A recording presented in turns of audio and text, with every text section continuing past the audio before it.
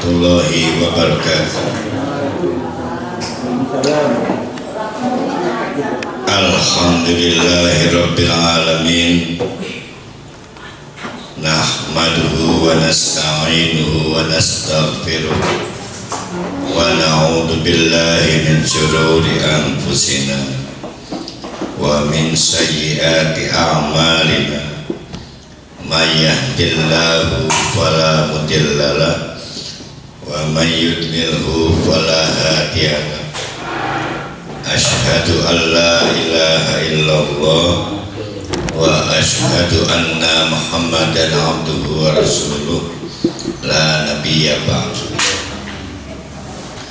Yang kita bahas di surat Al-Fat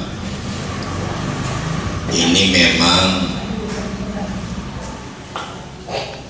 kisah perjanjian Hudaybiyah atau Bayatul Ridwan,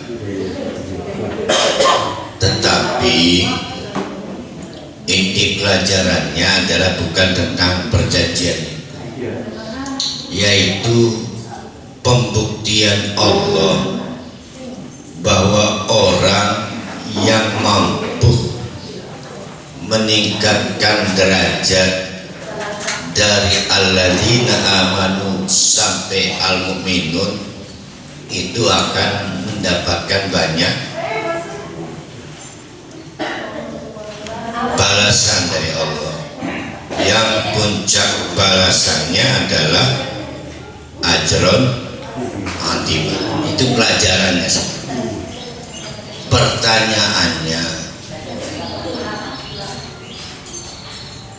orang belum mati divonis al-mu'minun, contoh alumni perang Badar. Setelah perang Badar kan belum mati nih orang,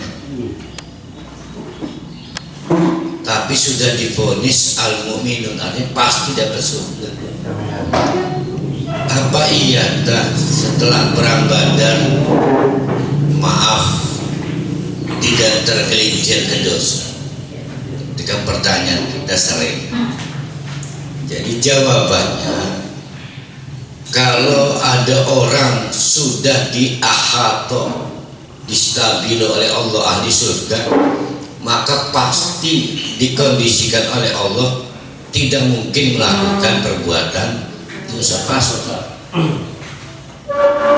Nah, begitu juga peserta Bayatul Ridwan yang 1400.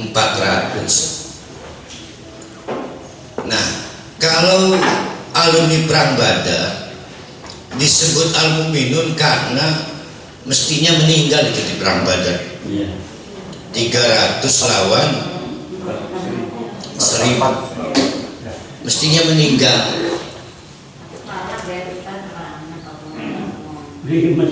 Ya, artinya mestinya meninggal. Logikanya. Nah, orang berani meninggal karena Allah itu disebut al-mu'min. Nah, Bayatul Ridwan juga sama seperti itu. Berani meninggal karena Allah, sehingga dia disebut al-mu'min. Jadi cara menyamakan antara Bayatul Ridwan, Hudaybiyah dengan perang Badar seperti itu. Walaupun akhirnya nggak jadi perang, walaupun ya, tapi kan pada waktu bayat kan sudah skenario perang, skenarionya.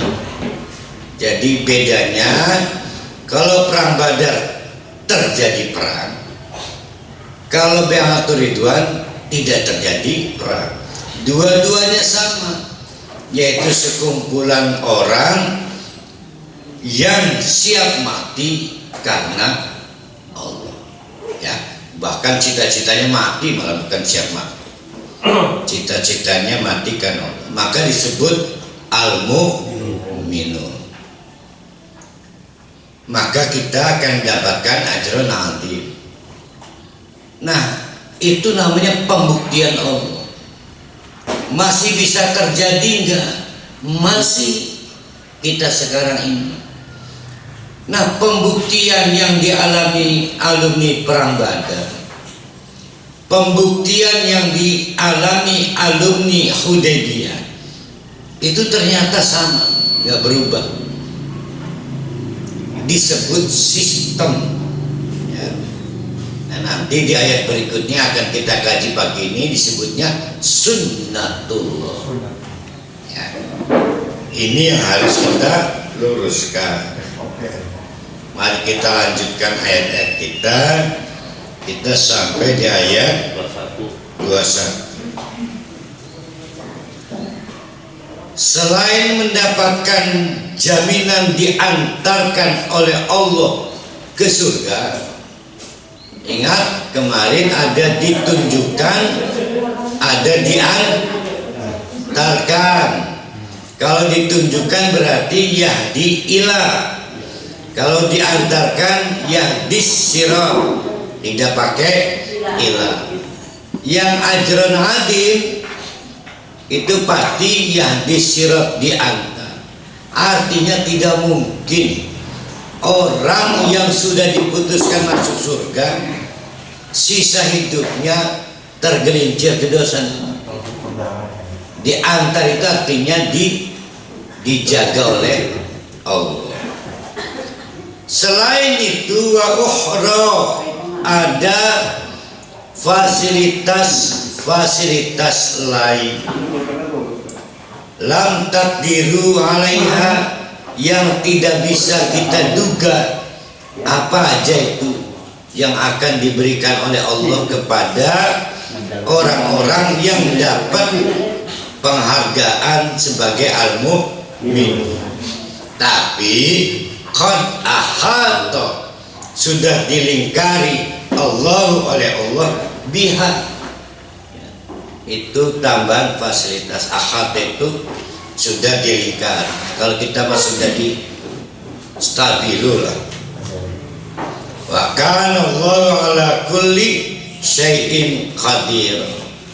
Allah memang terhadap segala sesuatu itu selalu mampu berkuasa.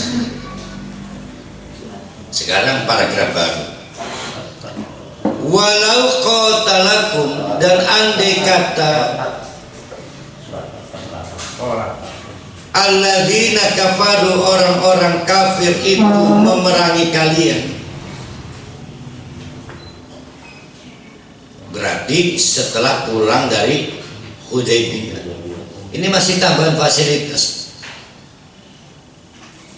Dijanjikan oleh Allah perang-perang berikutnya, lawal laul adbaro, pasti mereka kocar kacir, tunggang langgang. Ada perang apa aja itu setelah Hudaybiyah? Apapun lah perangnya, sampai nanti kita dapat informasi puncaknya adalah Fathul Mekkah ya, puncaknya itu nanti. Itu sudah digaransi oleh Allah. La yajiduna waliyan summa la yajiduna waliyan wala nasira. Kemudian orang-orang kafir itu tidak akan mendapatkan pembela, tidak akan mendapatkan bantuan dari sekutu ya, karena sifat peperangan orang-orang Arab itu yaitu selalu bersekutu antara satu suku dengan suku yang lain. Sunnatullah, inilah sistem Allah. Tuh ya, sunnatullah, inilah sistem Allah. Pertanyaannya, yang mana sistem Allah? Sunnatullah, inilah sistem Allah. Yang mana sistem Allahnya?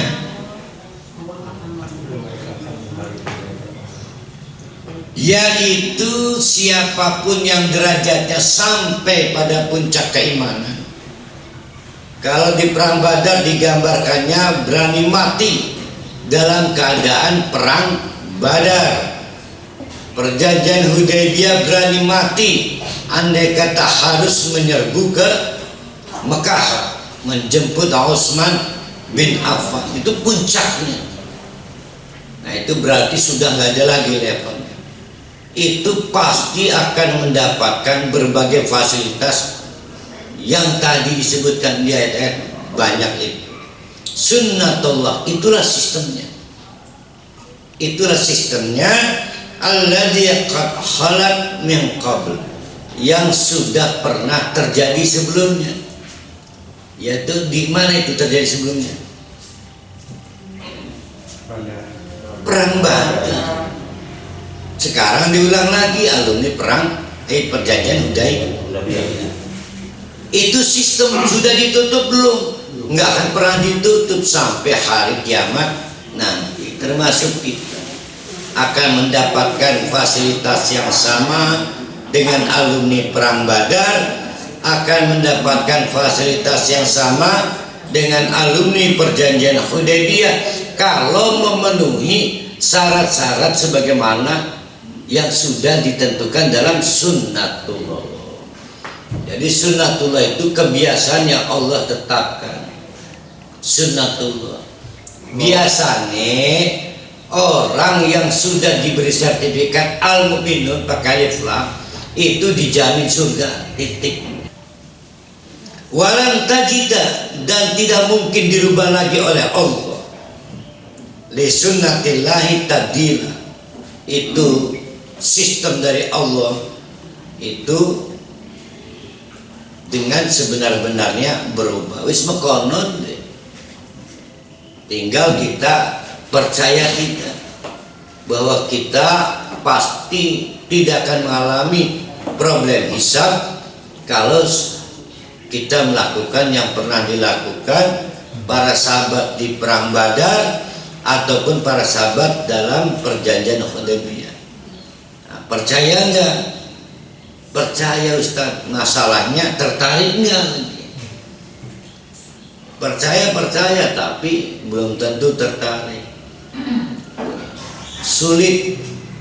Saking sulitnya kita itu ditantang wakaf. Waduh, mikirnya panjang.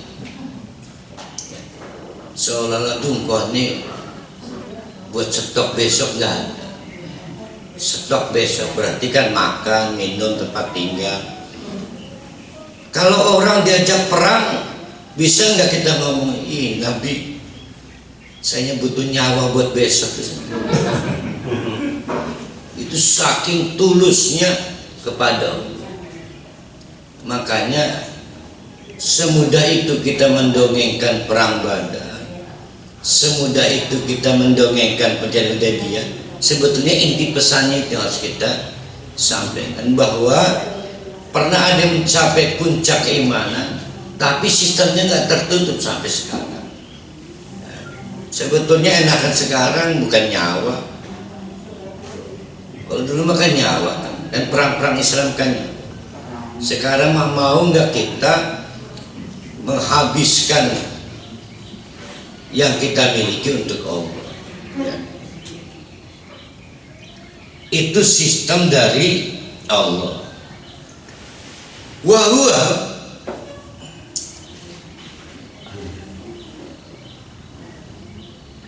ini begini, perjanjian Hudaybiyah itu intinya kan begini. Nabi bersama 1.400 orang tidak bawa persenjataan kecuali bahasa kita melading jagal, golok untuk nyembelih. Semua diskenariokan oleh Nabi pakai baju ihram. Berangkat sekitar 60 sampai 65 km sebelum Madinah sudah terdengar kabar ke Mekah yang membuat Mekah bereaksi curiga. Maka diutuslah 200 orang dari Mekah untuk merespon kedatangan Nabi bersama 1400 yang di kepala orang Mekah itu mau nyerbu.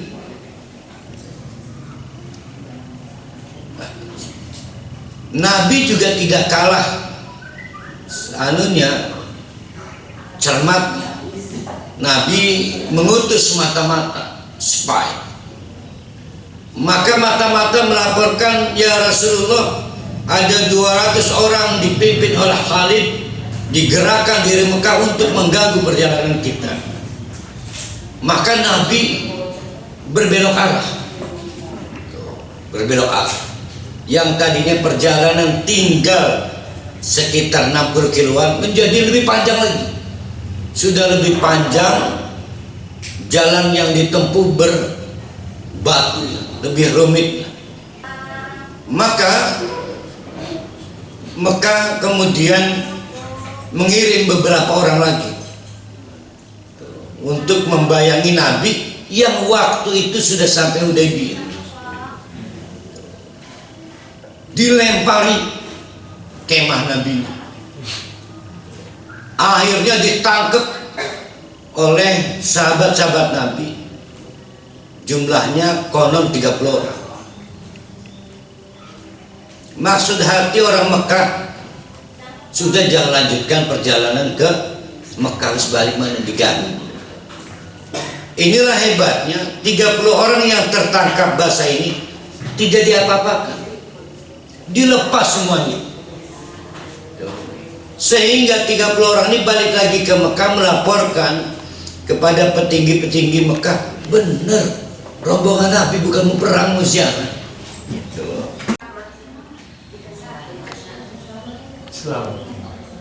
Saya terpilih mendapatkan hadiah. Dikerunian apa disayang? Saya diberitahu nara jelunga risi. Dikerunian apa disayang? Nah, rahmat itu belas kasihan. Jadi jangan terlalu GR ya.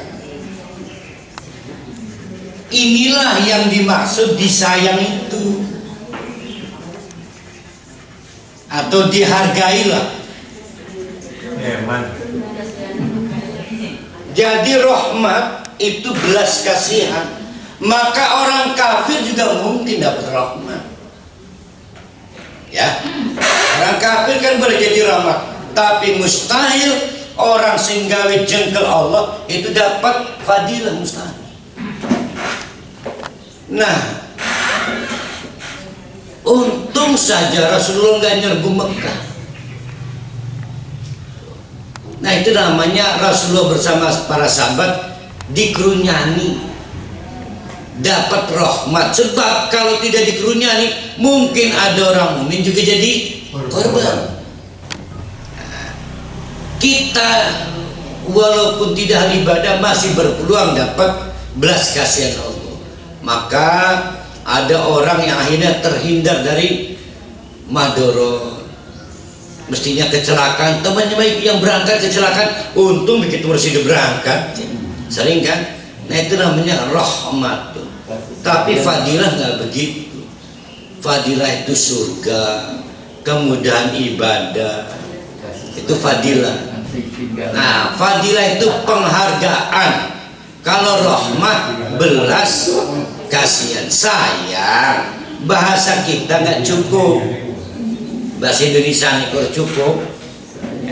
Sayang itu. Lalu, wih, kita ini orang Jawa cuma ini apa kini bacaan ini? Lau tajayyalul azabna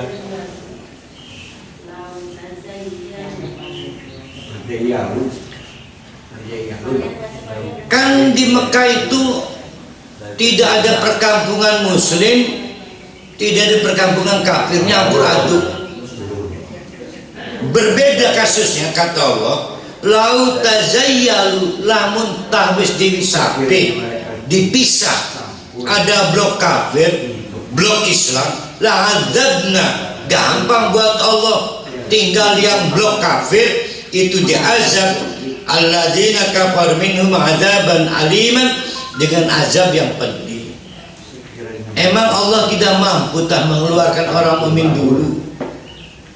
Ya mampu, tetapi Allah pengen menunjukkan rahmat belas kasihan Allah kepada orang kafir. Siapa orang kafirnya?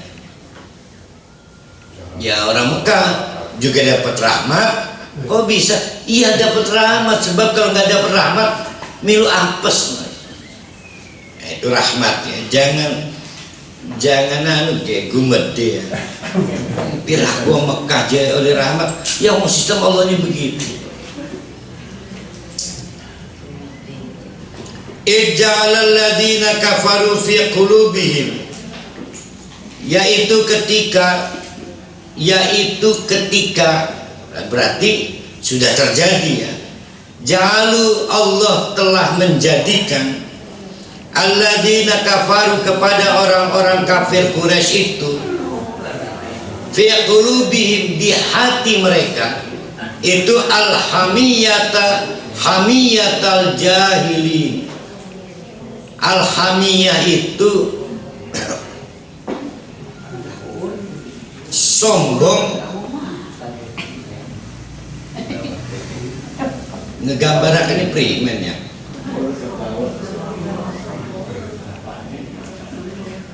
Ini minta maaf sebelumnya. Lamun song jadi wong comas sohor.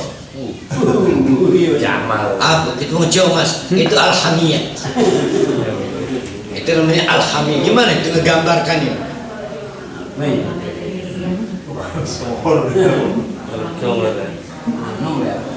Apa ya?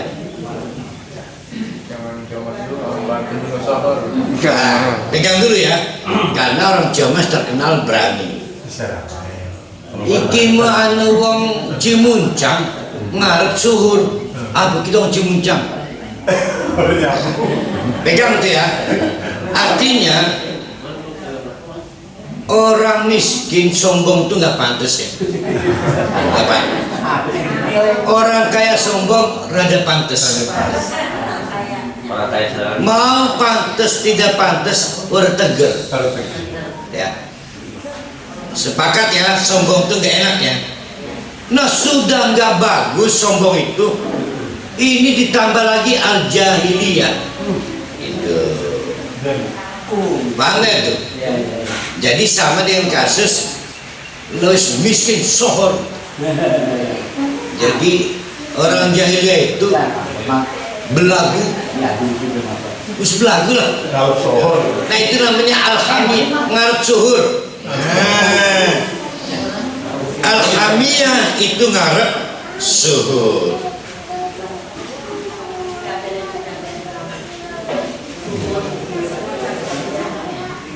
Maka terjadilah perdebatan. Udah Rasulullah serbu aja itu rombongan Muhammad. Itu namanya hamiyah. Serbu. Mumpung jauh dari Madinah, mumpung tidak bawa senjata, mumpung perbekalan airnya sedikit, maka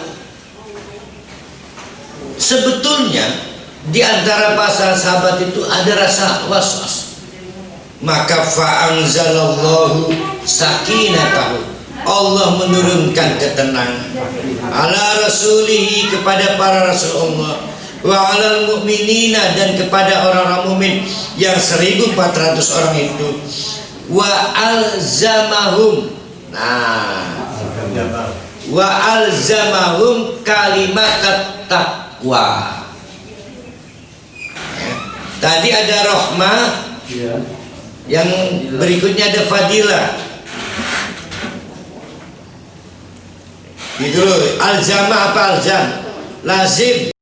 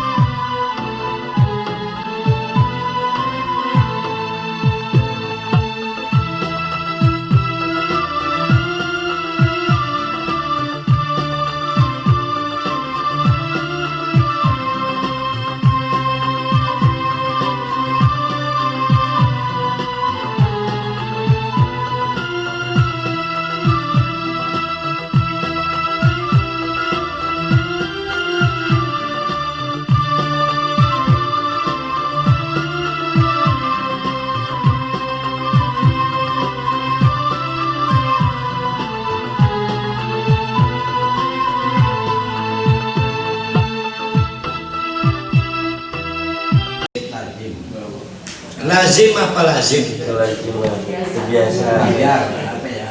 Ini bukan lazim bahasa Indonesia loh ini bukan. Ini lazim bahasa Arab artinya harus. Konsekuensi logis, nah itu lazim. Jadi harus, keadaannya harus lazim. Wa alzamahum kalimat taqwa, dan mengharuskan mereka dengan kalimat takwa. Macam-macam pendapat tafsir yang dimaksud kalimat takwa. Ada yang mengatakan kalimat takwa itu la ilaha illallah. Ada yang mengatakan bismillahirrahmanirrahim. Nah, saya lebih berpandangan yang dimaksud kalimat takwa adalah apapun pernyataan diri yang menjauhkan diri dari ancaman Allah. Itu kalimat takwa. Saya nyebutnya fakta integritas lah. Wa kanu ahaqqu biha, lihat penghargaan Allahnya, itulah yang pantas diterima oleh peserta perjanjian Hudaybiyah wa ahlaha, dan memang itu ahlinya. Jadi pertanyaannya, itu rahmat apa fadilah? Ahaku fadilah. Nah, itulah untuk membedakan mana rahmat, mana fadilah. Berarti fadilah itu umah, mobil, atau kalimatut taqwa? Kalimatut taqwa. Nah, bapak-bapak, ibu-ibu, kalau sering ikut salat Jumat kan ada khatib ngomong, marilah kita tingkatkan takwa. Semua kita dimotivasi untuk bertakwa. Tapi ada di antara kita yang sudah dipatenkan oleh Allah, tercetak kalimat takwa, namanya fadilah. Ya. Jadi nggak naik turun lagi. Namanya fadilah. Bukan namanya fadilah, namanya mendapatkan fadilah. Paham ya perbedaannya rahmat dengan fadilah ya? Mana itu terus itu? Wa kana Allah bikulli syai'in aliman, dan Allah terhadap segala sesuatu itu maha mengetahui. Laqad, nah udah titik. Sekarang paragraf baru. Ini kan flashback terus ini ayat ini. Kenapa Rasulullah berangkat ke Mekah untuk umroh? Jadi bermula dari Rasulullah ngimpi, berkali-kali ngimpinya. Mekonon pun baik mana ngimpinya. Bagaimana ngimpinya? Nganggo kelambi ihram, lan cukur rambut, cukur tahalul. Maka Nabi curhat beberapa sahabat, di kebenaran Rasulullah kita ke kangen pengen balik kampung. Rasanya wis 6 tahun ya semenjak hijrah dari Madinah, pengen makan opor, jering, gayam, jejorong segala. Jadi itu manusiawi. Jadi yuk berangkat yuk. Awas ya. Kata Rasulullah, kita murni ya, fokus ya sama umrohnya. Ya Rasulullah, jangan menarik perhatian dianggap kita nyerbu, nggak boleh bawa senjata. Itu jalan ceritanya. Nah, ini ayat ini membahas soal itu. Laqad sadaqallah. Akhirnya Allah itu membuktikan dalam kenyataan Rasulahu kepada Rasulullah. Apa yang dibuktikan dalam kenyataan? Ar-ru'ya, mimpinya itu nanti jadi kenyataan. Memang akhirnya disuruh balik lagi. Berdasarkan perjanjian Hudaybiyah, tahun itu nggak boleh umroh. Kenapa Nabi dilarang umroh? Padahal udah tinggal 30 kilo. Kenapa ya? Kan sudah saling diketahui ternyata Nabi bukan mau perang, mau umroh, tapi kekeh ditolak. Kenapa? Lah iya, kenapa perjanjiannya begitu? Baru boleh umroh tahun besoknya, kenapa? Padahal sekagol ikut sudah tinggal semitman. Kenapa itu? Sahabat Umar segala getun itu. Iya, Rasulullah saya tidak masukkan dulu berkunjung Ka'bah. Sebab akan mempermalukan kredibilitas orang-orang Quraisy. Akhirnya kalah itu. Buktinya Nabi bisa melenggangkan ke masuk Mekah. Soal gengsi. Itu ya, soal gengsi. Itu sebetulnya problemnya. Maka kata Allah, laqad sadaqallah rasulahu ar-ru'ya bil haqqi. Nanti Allah akan membuktikan mimpi Rasulullah itu dalam kenyataan secara hak. Kapan itu? Tahun berikutnya terjadi umroh. La tudkhulunna, engkau akan. Tapi yang ngomong Allah, berarti akan apa pasti? Pasti. La tudkhulunna, engkau pasti memasuki al-masjidal haram. Lihat tuh, yang ngomong Allah loh. Sekali lagi pasti ya. Tapi tetap aja kata Allah, insya Allah. Yang ngomong Allah, di mana Allah ala kulli syai'in qadir, tapi tetap insya Allah. Apalagi kita kudu insya Allah.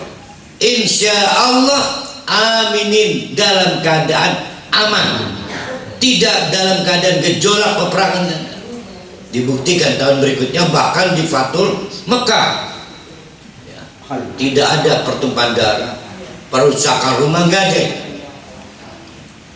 Perhatikan itu ya, insya Allahnya ya, itu memberikan faedah pada kita.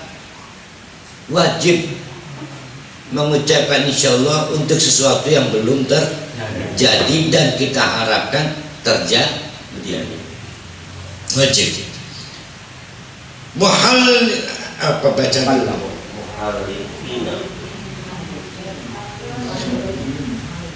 Kata Allah, pasti siji waktu, siji mangsa masuk Masjidil Haram dengan suasana yang aman, damai, muhalliqina, dengan rambut yang sudah dicukur, wa muqassirina, digawe pendek, la takhafuna, tidak ada lagi yang ditakuti. Fa'alima malam ta'lamu, maka kalian apa yang belum kalian ketahui akan diketahui. Faja'ala min duni dzalika fathan qariban, dan Allah menjadikan di luar itu adalah sebagai kemenangan yang sudah sangat dekat. Huwaladzi rasulahu arsala rasulahu, dia juga Allah yang telah mengutus rasulnya. Namanya siapa itu? Namanya Muhammad. Bil huda, dengan membawa hidayah. Ada yang menerjemahkan dengan membawa Al-Quran. Wa dinil haq, dan cara beragama yang al-haq, benar. Liudhirahu ala dini kullihi, untuk mengakhiri semua agama pun, semua agama yang pernah ada. Mengunggulkan Islam dibanding agama yang lain. Diunggulkan dengan argumentasinya, diunggulkan dengan berbagai penjelasan tentang agama Islam.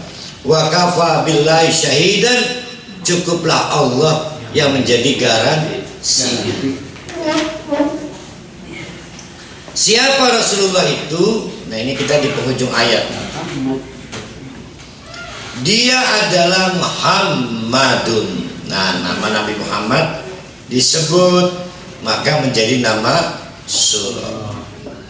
Rasulullah sebagai Rasulullah.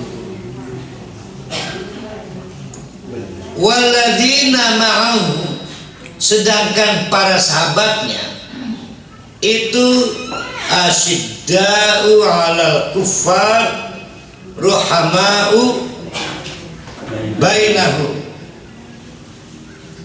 Ada berapa kata di situnya?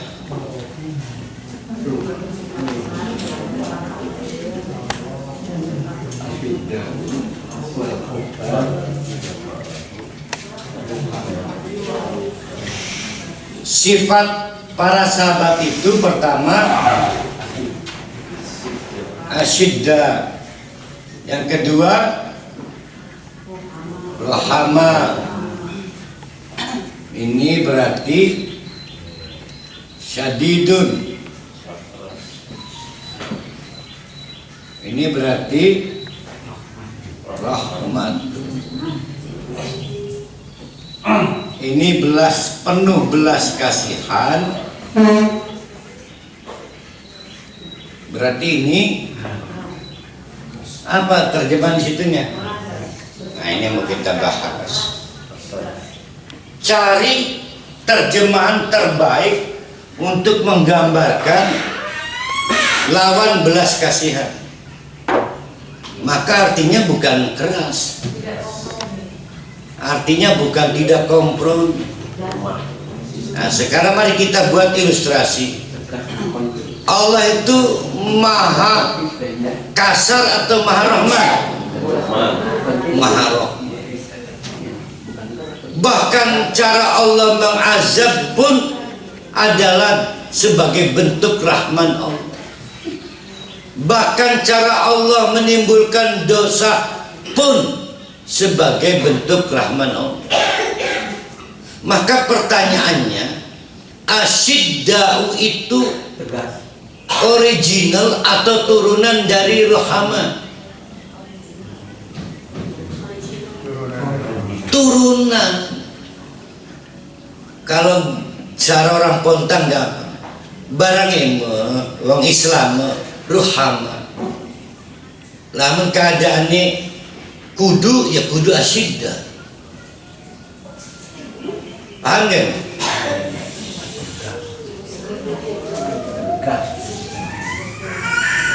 Jadi modal dasar sahabat Nabi dan kita semua ini ruhama, yaitu penuh belas kasihan, penebar rahmat. Tapi kalau perlu asyidda, ya. Kalau perlu berarti asyidda itu garang, kasar, keras, tegas atau apa? Tegas. Artinya menunda belas kasihannya. Ya. Ya masa kudu terus-terusan belas kasihan. Ayo kita ulangi. Allah Maha Rahman. Bahkan cara Allah mengazab juga dengan rahmannya Allah. Bentuknya dengan bencana. Itu karena Allah itu marah. Karena sifat dasar Allah adalah Maha Rahman. Dan Allah mengharapkan kita itu sifat dasarnya kurang lebih namanya rahmat. Andai kata kepepet ya asyiddalah, ya, berarti ditunda belas kasihannya. Lah kudu garang je, ya terampur. Akhirnya wong munafik ngelunjak. Perang yuk dia perang, tapi ya kita menang bayar. Jadi karena dasarnya rahmat, maka cara membunuh di dalam peperangannya tidak boleh menganiaya. Begitu kan? Cara menyembelih hewannya juga tidak boleh menganiaya. Yang perempuan tidak boleh diperangi. Yang sudah menyerah harus dilindungi, dikasih makan, dirawat. Itu disebut dengan asyidda. Jadi asyidda itu bukan menakutkan, bukan garang. Tuh. Kebayang belum ini? Saya juga rada paleng ini. Nggak buat mendelivery Ilustrasi. dalam bahasa yang mudah. Ilustrasi. Saya cekcok dengan orang yang saya kenal santun. Pasti saya kehilangan akal, sungkan. Nah, orang kafir itu menghadapi orang mukmin itu sungkan karena terkenal baiknya. Dan kita aja nih bahasanya. Belas asih udah. Hah? Belas asih. Modal dasarnya belas asih. Tapi lamun kudu ya syiddah.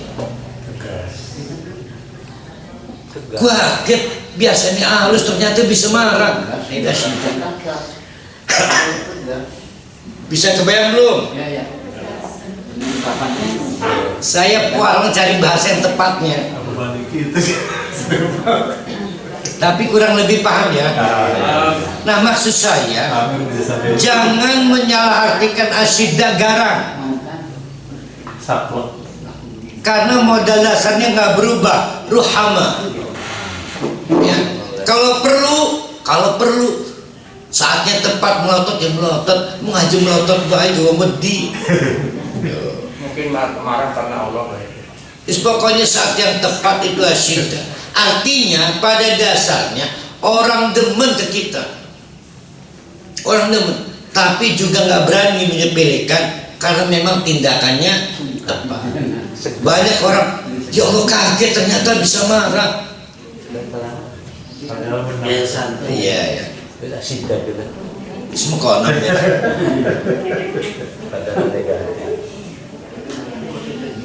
Tarahum ruk'an sujada. Kamu bisa lihat mereka. Siapa nih sahabat Nabi ya? Itu terbiasa ruk'an sujadan. Ayo mau diartikan apa terserah sama ikut nih. Ruk'an sujadan. Lah kelipe disebut ruk'an sujadan, ruk'an juga disebut sholat.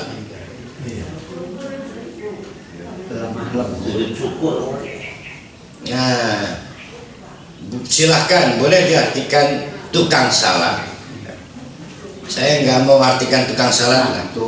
Taruh, kamu akan lihat kebiasaan orang mukmin, para sahabat kita ini, ruk'an sujadan, tunduk dan patuh pada Allah, pada Rasulullah, pada aturan agama, disiplin. Ya. Itu orang mukmin ruk'an sujada yabtahuna fadlan minallah, tapi tunduk patuhnya itu karena mencari fadilah Allah, bukan yang tadi rahmatullah. Paham gak ini? Plus ada plusnya itu apa? Fadlan waring. Iya, udah hilang sih tadi yang ilustrasi tadi ya. Nah, saya bantu dulu nih. Dan keriduan. Asalnya kita bicara sunatun ya. Awal muasalnya. Turunlah jadi rahmat. Ada juga tawaran lain namanya fadi. Ada juga tawaran lain namanya apa? Disebutnya Ridwan ya.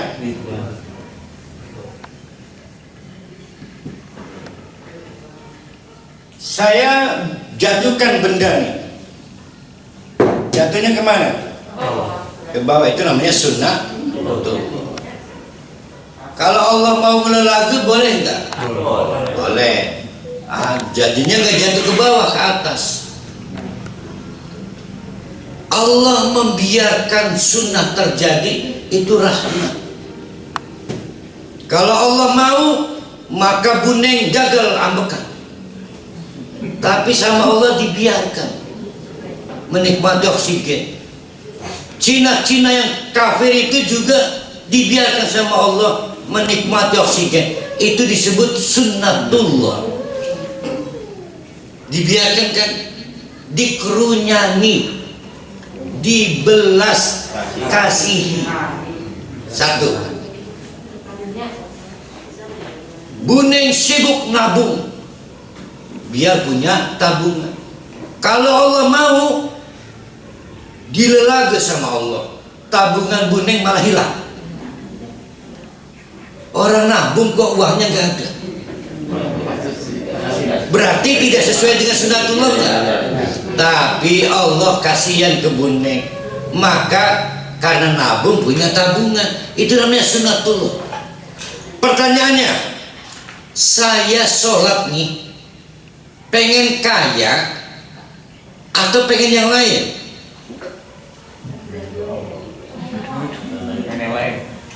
Kalau pengen kaya, saya berdoa, sudah ada sunatullahnya, kerja. Maka jangan ibadah karena pengen rahmat Allah, tidak ibadah juga dapat rahmat Allah. Kejarlah dua, satu fadilah yang dihargai Allah, dua ridwan. Nah, soal ridwan sudah kita bahas kemarin kan.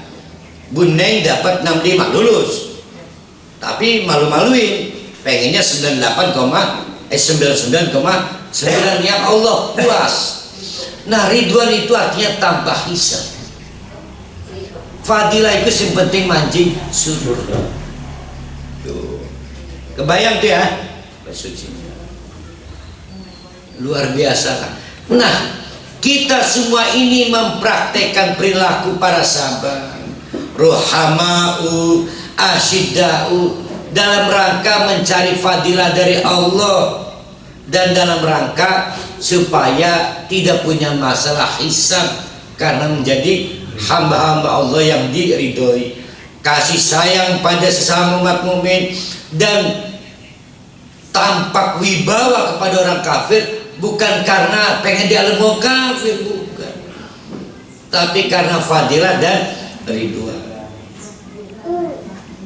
Nah, ini yang sulitnya setengah mati.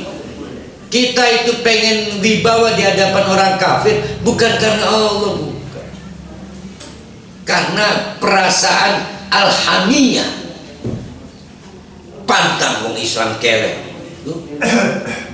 Ini orang bisa kita mempribumi mayoritas, bukan karena fadilah. Sulit kan?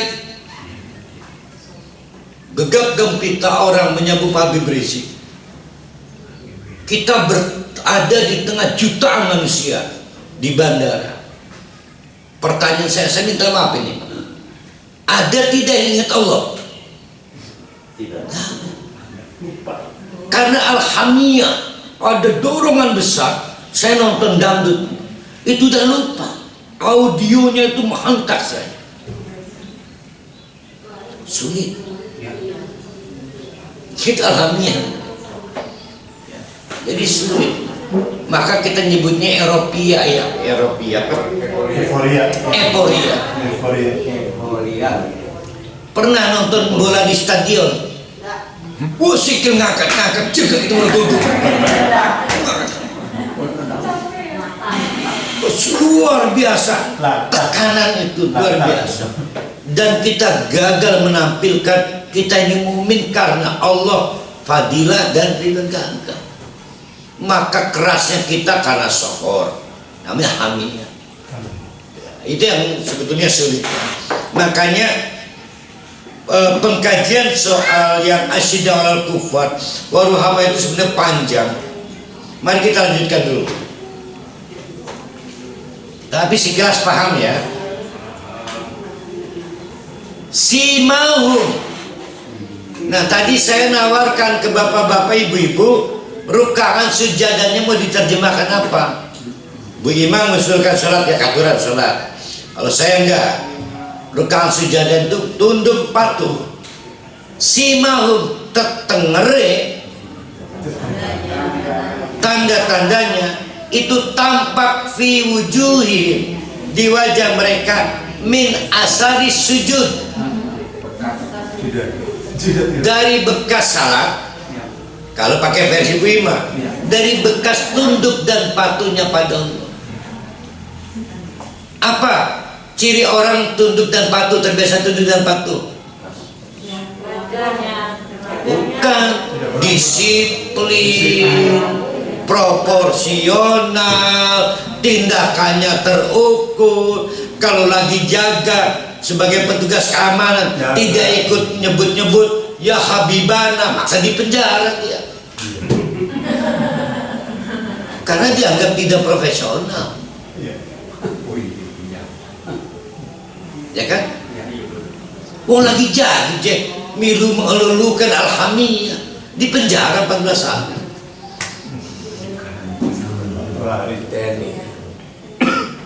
Paham gak nih? Tuh. Saya bukan menolak yang jidat itu, bukan ini. Kita ingin meluruskan. Di samping memang tanda itu nanti di akhirat. Dzalikum masalukum fit Taurat. Makanan itu sudah pernah ada disebutkan di Taurat. Wa masaluhum fil Injil, juga pernah disebutkan di Injil, bukan barang baru.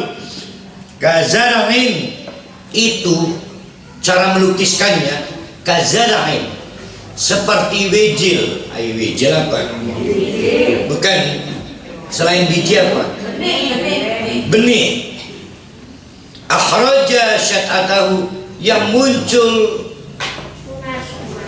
tunas itu ke bawah apa ke atas?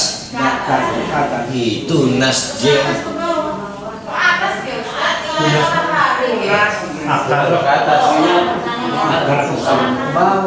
sekarang udah ke atas.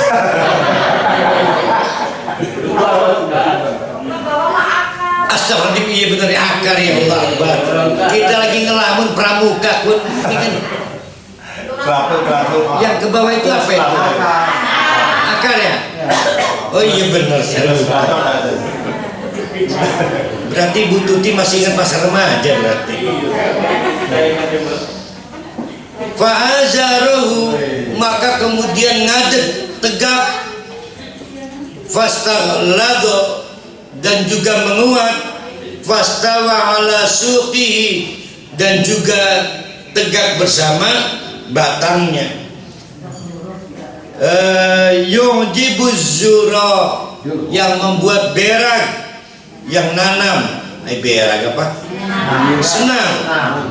Liyaghidu bihimul kuffar, maka membuat orang-orang kafir itu menjadi bukan jengkel, kesal. Hati, jengkel hati apa itu? Kesal. Paham gak ini? Itulah orang mukmin, tumbuh terus, tumbuh terus, tumbuh terus, bertambah orang, bertambah kuat, karena terbiasa tunduk dan patuh kepada Allah, kepada Rasulullah, pada ajaran Allah, dan mempraktekkan hidup disiplin, hidup terukur. Sehingga orang kafir, wah temen kau memiliki setitik kebe kuat apa maning akeh. Wa'adallahu alladzina amanu wa amilus sholihat. Lihat nih kesimpulannya dari ayat 1 sampai ayat terakhir itu, Allah hanya ingin mengatakan, ayo untuk semua, siapapun yang berhasil mempraktekkan keimanan lalu membuktikannya dengan amal soleh, maka minhum, mereka itu, satu, dapat maghfiratun. Artinya apa itu? Enggak, ya ampunan, maghfirah. Artinya apa itu? Nah, kita mundur dulu. Dapat ajran adiman. Ingat ajran adiman apa?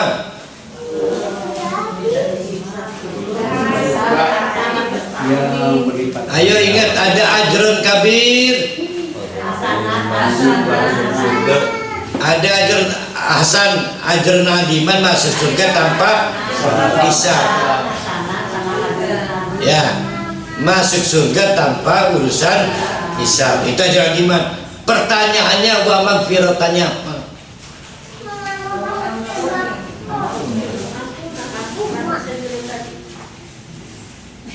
Ayo pertanyaan apa?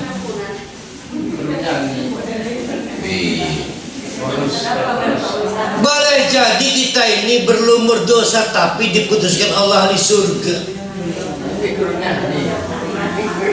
maka diampuni oleh Allah. Tapi karena sesuatu yang istimewa, kita diputuskan masuk surga tanpa hisab. Tapi tidak bisa menghilangkan fakta sebetulnya kita ini akan dosa, tapi diampuni Allah.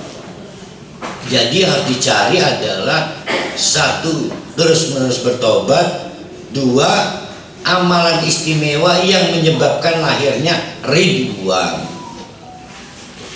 Berarti fadilah melahirkan maghfirah, ridwan melahirkan ajron. Itu kalau kita cermati dari ayat 1 ini berpasang-pasangan terus. Kalau kita cermati itu semua adalah sunnah. Alhamdulillah.